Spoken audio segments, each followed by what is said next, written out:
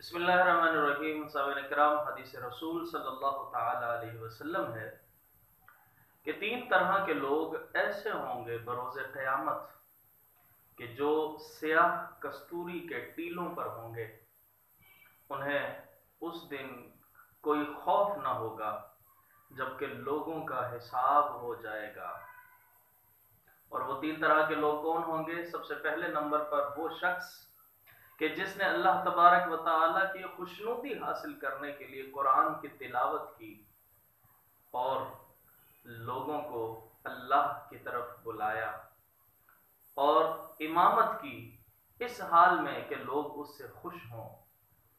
دوسرے نمبر پر وہ شخص ہوگا کہ جس نے اللہ کی خوشنودی حاصل کرنے کے لیے آذان دی اور لوگوں کو اللہ کی طرف بلایا، اسے بھی کوئی خوف اور کوئی غم نہیں ہوگا قیامت کے دن۔ تیسری طرح کا وہ شخص ہوگا کہ جس نے دنیا کے اندر غلامی کی آزمائش کو بھی سہا، برداشت کیا، لیکن اس کے باوجود آخرت کے اعمال سے غافل نہیں ہوا۔ میرے رسول صلی اللہ علیہ وآلہ وسلم نے فرمایا کہ یہ وہ لوگ ہوں گے کہ قیامت کے روز انہیں کوئی خوف نہیں ہوگا، کوئی گھبراہٹ نہیں ہوگی۔ اللہ سے دعا کریں کہ خالق کی کائنات ہمیں بھی ان میں سے کسی ایک میں سے ہونے کی توفیق عطا فرمائے۔